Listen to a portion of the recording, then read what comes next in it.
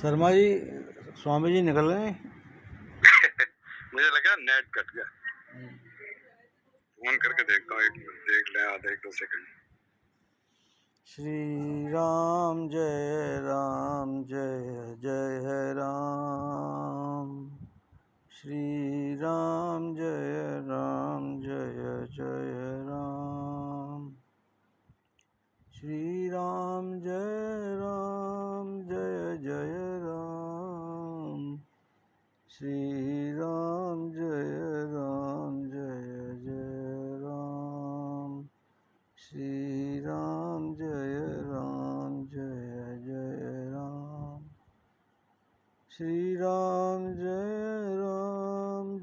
जय राम। श्री राम जय जय राम। आवा माता जी, स्वामी जब तक आ रहे हैं एक छोटा सा भजन सुना दीजिए। हरिओम। माता जी का, माता रानी का भजन सुनाऊं? जी जी जी। जय माता दी।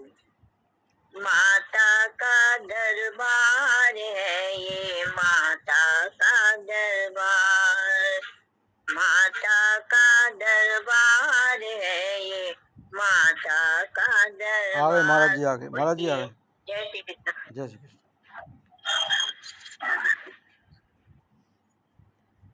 जी महाराज जी, जी। अंधेरा तमसा वृता, यहाँ जो एक शब्द आया है, यहाँ काल रात्रि में जो काल शब्द है, काल माने मृत्यु, और मृत्यु शब्द की व्याख्या शास्त्रों में कहा एक मृत्यु देवता है जिनको आप यमराज कहते हैं। लेकिन कठोपनिषद में बताया गया कि मृत्यु कल्प के अंत में आपका भी नाश होता है, इसलिए वो यमराज भी अमर नहीं है। और एक मृत्यु देवता का प्रसंग जहां पर उपनिषद में है, ब्रह्म क्षत्रम च उभे भवति ओदना। ब्राह्मण क्षत्रिय जिनके दाल सब्जी है, भात है, तो बोले ये जो मृत्यु है इसको काल कहेंगे। तो मैं आपको एक इसके विषय में सुना रहा था कि भाई ईशावास्य उपनिषद में भी तो बताया, असुरजा नामते लोका अंधे न तमसा वृता तास्ते प्रत्याभिगच्छन्ति एके चात्मनो जना।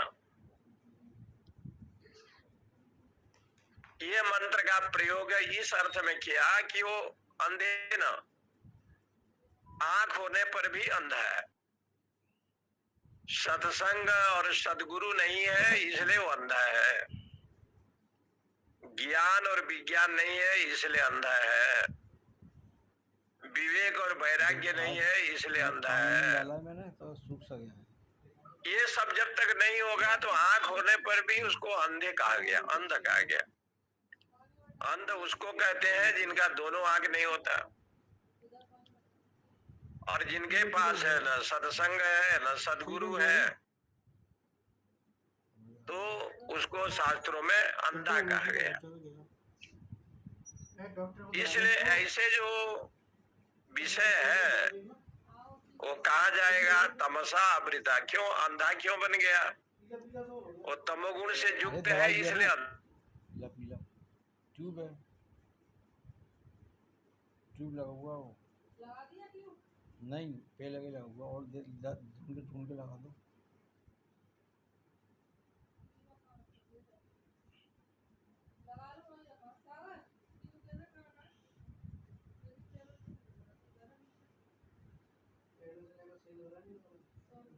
लग रहा है पहले,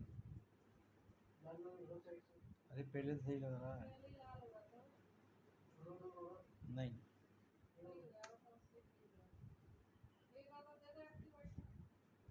रात को हमने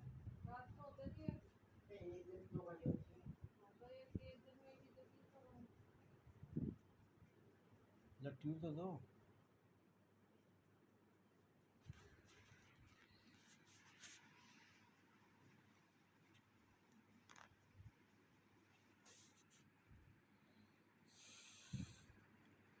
आवाज़ फिर नहीं आ रही।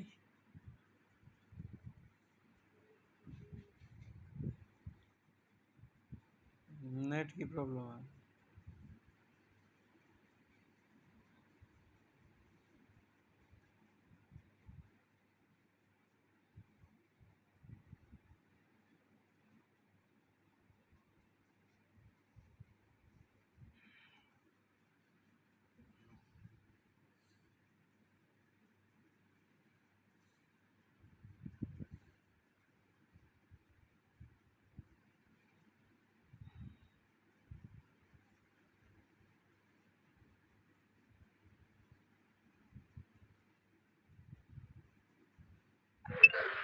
मुझे लगा नेट का इशू है आज, तभी कट गया था पिछली बार।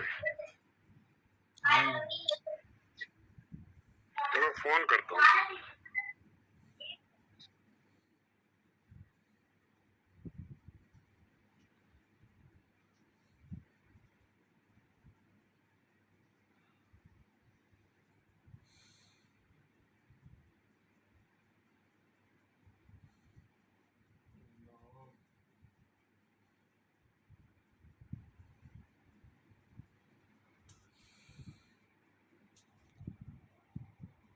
हरे राम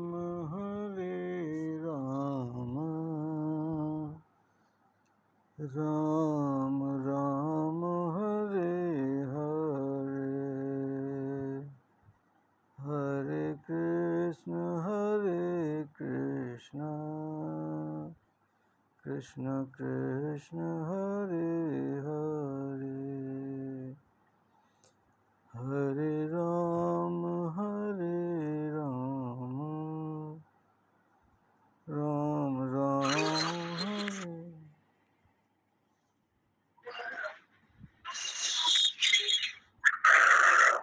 तो भरी बिलो की अवदेश। अब आवाज है ना? आ रही है महाराज जी, आ रही है, हेलो, आ रही है महाराज जी। तो सूरदास जी ने जैसे श्याम सुंदर के छवि को दर्शन किया, सूरदास जी बहुत प्रसन्न हुए, हृदय में उस रूप का ध्यान किया। तो भगवान से कहा कि महाराज आंख बंद करा दो। तो राधा रानी जी ने कहा नेत्र आपको मिल गया, फिर आंख बंद क्यों करना? बोले सूरदास बना दीजिए आप, मुझे संसार को नहीं देखना है, प्रपंच को नहीं देखना है, देखना है तो आपके दिव्य स्वरूप को। और भक्त ने जैसे किया, जैसे कहा, तो भगवान ने ऐसे कहा, उस प्रकार से भगवान ने किया उनको। तो हम आपको ये समझा रहे थे कि वास्तविक में कलयति जीवानाम प्राणिनाम, आयु को, जन्म को, मृत्यु को, जस को, कीर्ति को, ये 5 विषय है। आयु, जस, कीर्ति और जन्म और मृत्यु, ये 5 विषय को जो गणना करता रहता है ना, उसको काल कहा गया है। और उसमें एक शब्द आया, रात्रि शब्द। ये जो रात्रि है, ये भी भगवती का एक शक्ति है। फिर भी गीता जी में भगवान ने उल्लेख किया, यस्याम जागृति भूतानि सा निशा पश्यतो मुने। इसलिए देखिए, एक प्रसंग ये है कि परीक्षा, संसार को देखें आप, संसार नश्वर है कि शाश्वत है, इस परीक्षा से उत्तीर्ण हो जाए। दूसरा शब्द है समीक्षा। आप समीक्षा करो, मैं कौन हूं? मैं ब्राह्मण हूं, क्षत्रिय हूं, वैश्य हूं, शूद्र हूं, अथवा बम्बई वाला हूं, दिल्ली वाला हूं, मद्रास वाला हूं, आप है क्या? बोले कि ये सब मैं नहीं हूं। घड़ा को पूछा गया तू कौन है, तो घड़ा ने कहा मैं तो माटी हूँ। माटी जो है उसका मूल तत्व है, मूल कारण है, लक्ष्य है। बिना मिट्टी के घड़ा हो ही नहीं सकता। इसलिए घड़ा ने सीधे कहा कि मैं कुल्हड़ नहीं, बड़े बड़े घड़े नहीं, ये तो हमको बनाया जाता है। जिसको नहीं बनाया जाता वो होता है उपादान कारण, और जिनको बनाया जाता है वो एक निमित्त होता है। इसलिए ब्रह्म को कोई बना नहीं सकता। भगवती आज्ञा शक्ति माता जी को कोई बना नहीं सकता। इसलिए सप्तशती में कहा जा देवी सर्वभूतेषु चैतन्यत्व विधीयते। वेदांत में हमेशा लोग यही कहते हैं कि ब्रह्म अभिन्न निमित्त उपादान कारण है, क्योंकि उसको कोई बनाया नहीं सकता। मूर्ति को आप बना सकते हैं, दिव्य रूप में मूर्ति को बना सकते हैं, कोई चीज बना सकते हैं। तो जिसको कोई बना नहीं पाया, जिसमें स्वतः चैतन्य है, ऐसा जो अनादि अनंत जो परमेश्वर है, इसलिए उन्होंने कहा कि उनकी हमेशा आप जो है नित्य निरंतर ध्यान और चिंतन करें। इसलिए एक शब्द दिया प्रतीक्षा करें। प्रभु का दर्शन होगा, इस जन्म में नहीं होगा तो अन्य जन्म में होगा, ऐसे प्रतीक्षा करे। साधना जितना बढ़े, ब्रह्म के दर्शन में तो कोई ज्यादा रहता नहीं है। कभी कभी पुराणों में लिखा है स्वप्न में भगवत दर्शन हो जाता है, वो भी सत्य है। देवकी को हुआ, वसुदेव जी को हुआ। और एक शब्द है समीक्षा। हमेशा सुबह उठ करके ओम का चिंतन करते हुए गुरु मंत्र का जप कर समीक्षा करे कि मेरी साधना, मेरा भजन, मेरा पुण्य कर्म मैं कितना कर रहा हूं, कितना बढ़ रहा है। इसलिए विद्वानों का अभिप्राय है परीक्षा, प्रतीक्षा और समीक्षा, ये तीन शब्द हैं। नित्य समीक्षा करे। शंकराचार्य ने हमेशा सभी शिष्यों की समीक्षा की। तो माता भगवती दुर्गा जहां कात्यायनी के रूप में महिषासुर के साथ युद्ध किया, और युद्ध करते करते तथा क्रुद्धा जगन माता चंडिका पानम उत्तमम, बड़े क्रोधित हो गई, राक्षसों का वध किया और महिषासुर को से युद्ध करते पानम उत्तमम,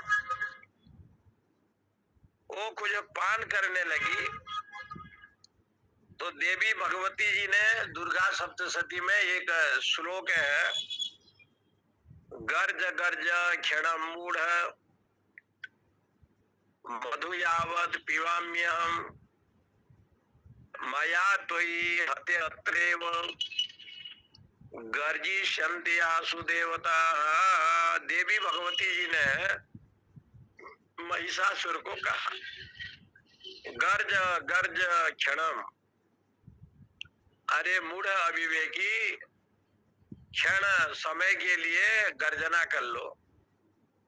मधु यावत पिबाम्यहम, अहम मधु यावत पिबामी, जब तक मैं मधु का पान न करूं तब तक तुम गर्जना कर लो। मया तो ये हते अत्रेव गर्जी संति आसु देवता, क्योंकि तुम्हारे मारे जाने पर देवता बड़े प्रसन्न होंगे। इसके ऊपर अनेक प्रकार से विवाद इस देश में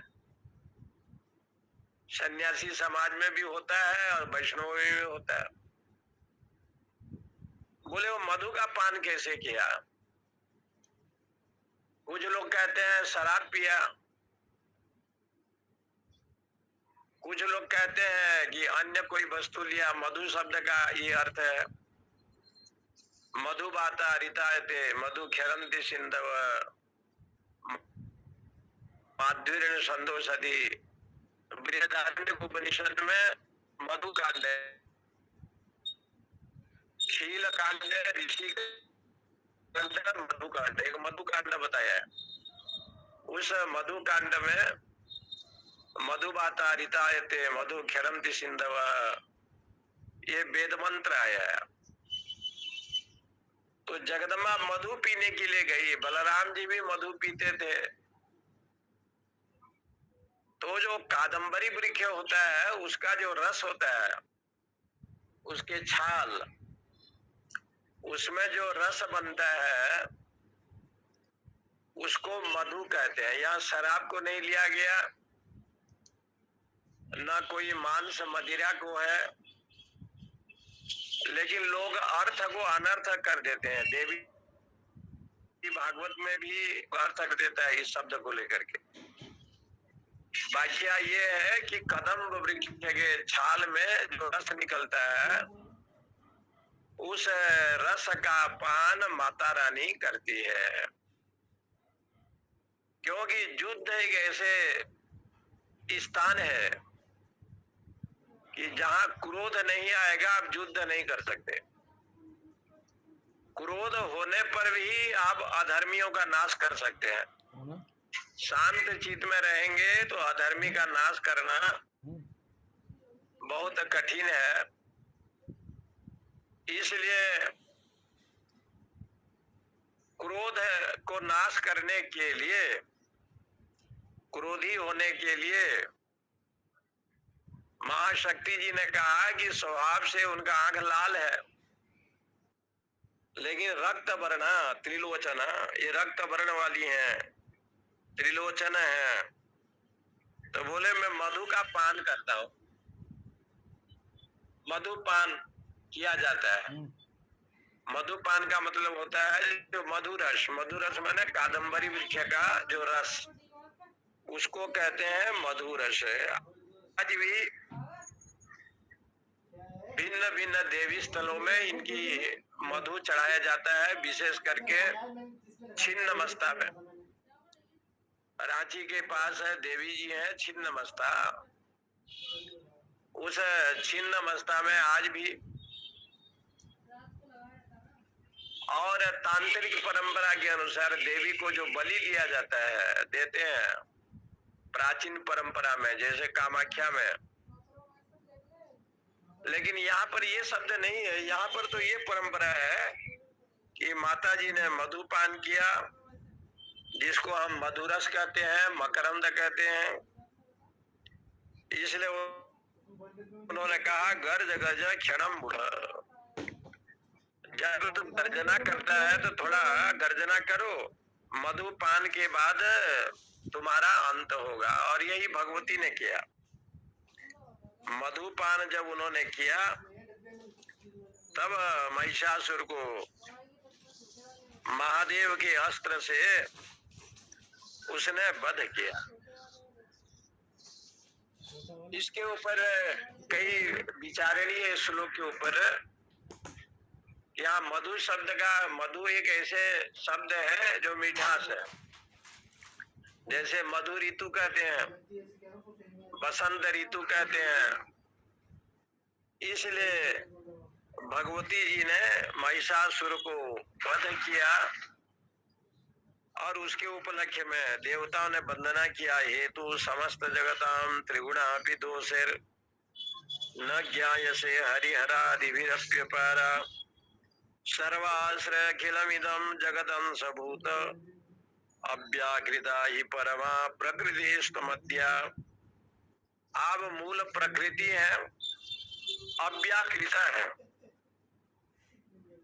कोई भी आपको जानना चाहे तो स्वतः आपके अनुग्रह के बिना वो जान नहीं पाएगा, आपके कृपा के बिना जान नहीं पाएगा। देखिए दक्ष के घर में दक्ष पुत्री बन करके आई, लेकिन दक्ष को अभिमान हो गया, दक्ष को घमंड हो गया। साक्षात शक्ति उनके घर में बेटी बन करके आई है तो उसको अभिमान हो गया। जिनके घर में माता रानी विद्यमान हो फिर भी अभिमान हो जाए तो इससे सिद्ध होता है कि जो ब्रह्म विद्या है ना, वो आवरण का नाश तो करती है, लेकिन ब्रह्म विद्या को यदि आप जानेंगे नहीं, आत्म विद्या को जानेंगे नहीं, तो आवरण जैसे कि तैसे बना रहेगा। आवरण जैसे कि तैसे बना रहेगा। शुद्ध अंतःकरण जब जीवन में हो जाता है तो वही आत्म तत्व, आत्मज्ञान आवरण का नाश कर देती है, आवरण का भंग वही करती है। इसलिए इन लोगों ने कहा कि देवताओं ने वंदना किया, देवी त्रयी भगवती भव भावनायो वार्ता च सर्व जगताम परमात्रिहंति मेधासी देवी विदिता अखिल शास्त्र सारा दुर्गा सी दुर्ग भवसा गर नौर संगा। बोले आप तो ही मेधा है, अखिल शास्त्र का जो लक्ष्य स्वरूप है आप हैं। श्री कैटवारी हृदय कृतादिवासा गौरी त्वमेव शशि मौली कृत प्रतिष्ठा। हे गौरी आप ही शशि मौली चंद्रशेखर के हृदय में विराजमान आप ही करती हैं। इसलिए हमको कुछ नहीं चाहिए। अपराध क्षमा अपराध में एक श्लोक आता है, न मोक्षस्य कांक्षा भव विभव वांछा पिछन में न विज्ञानापेक्षा शशिमुखी सुखेच्छा पिन पुनः अतस्त्वं संयाचे जननी जननम यातु मम वै मृडानी रुद्राणी शिव शिव भवानी तिजपतः। साधक कहता है न मोक्ष से कांक्षा, मोक्ष की इच्छा नहीं है, भव विभव वांछा पीछ मन में, क्योंकि आपका दर्शन हुआ तो भव बंधन छूट गया, आपका स्मरण हुआ तो संसार रहा कहाँ। इसलिए वो कहते हैं न मोक्षस्य कांक्षा भव विभव वांछा पिछन में, संसार की समृद्धि भी नहीं चाहिए, सुख भी नहीं चाहिए। हे शशिमुखी, मैं कुछ मांगना नहीं चाहता, यही कृपा करो। मृडानी रुद्राणी शिव शिव भवानी तिजपतः, आपके चरण की वंदना हम करते रहे, यही कृपा करो। आपका नाम स्मरण होता रहे और ज्यादा क्या चाहिए। इसलिए जगदम्बा का जो दिव्य स्वरूप आज के दिन है वो काल रात्रि के रूप में है। काल रात्रि, मोह रात्रि, महारात्रि, 3 रात्रि का वर्णन सप्तशती में है। काल रात्रि के रूप में भगवती को इसलिए आना पड़ गया, दुर्गा जी को। इनके वाहन गधा है, गर्दभ वाहन में आती है। गधे के वाहन में देवी जी बैठती है, हाथ में खड्ग लेकर के विराजती है। देवी भागवत सप्तशती में ये लिखा है कि उस समय जितने भी असुर हुए हैं, शुंभ निशुंभ से लेकर के जो असुर हुए हैं, उनमें एक असुर का नाम है रक्तबीर्ज। रक्तबीर्ज जो असुर था वो ब्रह्मा जी को वरदान मांगा था और ब्रह्मा जी से कहा था कि मेरे एक बूंद रक्त यदि नीचे गिरे, जितना भी रक्त गिरे उतना मेरा जन्म हो जाए। तो उसके रक्त जितना गिरता था उतना रक्त बीर्ज हो जाते थे। एक रक्त के बीर्ज से, एक रक्त के बूंद से 100 रक्त बीर्ज का जन्म होता था। इसलिए उनको कहते हैं रक्त बीर्ज। उस रक्त बीर्ज का वध कोई कर नहीं पाया। जब शुंभ निशुंभ के साथ माता जी का युद्ध हुआ और सारे देवियां आई, अरुणाम करुणा तरंगिताक्षिम धृत पाशांकुश पुष्प बाण चाप हस्ताम अणिमादि विरावृता मयूखे रहमित्ये विभावये भवानीम। रक्त बीज के वध करने के पहले पहले मार्कंडेय जी ने माता जी का ध्यान किया। अरुणाम करुणा तरंगित, हे अरुण वर्ण वाली करुणा के भंडार, धृत पाशांकुश, पास अंकुश को धारण करने वाली, बाण चाप त्रिशूल अणिमादि विरावृता, 18 सिद्धि तुम्हारी सेवा करते हैं। अहम इत्येव विभावे भवानी, इसलिए हे भवानी आपको मैं बहुत कोटिशा प्रणाम करता हूँ, बार बार वंदन करता हूँ। तो कहते हैं कि उस समय जगदम्बा जी ने, दुर्गा जी ने एक देवी को प्रकट किया, निर्जगाम महासन्यम सहस्त्रे बहुभिश्रित। उस समय ये देवी का नाम पड़ गया कालरात्रि, और कालरात्रि के रूप में माता जी प्रकट हुई। माता जी उस समय कालरात्रि के रूप में प्रकट हुई, और उस समय माता जी ने जब रक्त बीज से युद्ध किया तो ततो देवी शरीर अस्तु विश्रांत अति भीषण, चंडिका शक्ति युक्ता। तो बोले कि ऐसे करो कि उनको खबर दो शुंभ निशुंभ को। तो वहां एक देवी का जन्म हुआ, शिवदूती। वो देवी का नाम है शिवदूती। भगवान शिव ने उसको प्रकट किया तो माता जी का नाम पड़ गया शिवदूती। शिवदूती इति लोके अस्मिन् ततः। इस प्रकार से रक्त बीज के साथ जब युद्ध हुआ तो यही माता जी रक्त को गिरने नहीं दिया, और उस रक्त बीज का जितना रक्त था सब उसको जो है ना भक्षण कर गई। इसलिए आज भी विंध्याचल में आप जाओ, और ये विंध्याचल जो मिर्जापुर के बगल में है बनारस से, वहां एक जगह है काली खो। काली खो में जाओगे तो वहां माता जी का मुंड नहीं है।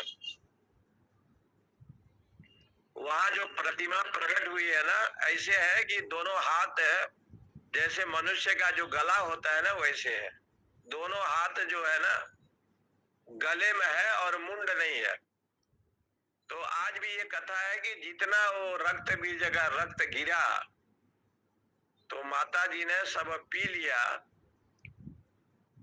और उसके बाद रक्त बीज का वध हुआ। तो आज के दिन में कालरात्रि के रूप में भगवती रक्त बीज का वध किया, इसलिए सप्तमे कालरात्रि च, इसलिए 7वें दिन कालरात्रि। फिर इसकी व्याख्या कल। ओम पूर्णमद पूर्णमिदं पूर्णात् पूर्णमुदच्यते पूर्णस्य पूर्णमादाय पूर्णमेवावशिष्यते। ओम शांति शांति शांति। हरि ओम हरि ओम हरि ओम। नमो नारायण स्वामी, नमो नारायण। नमो नारायण स्वामी जी।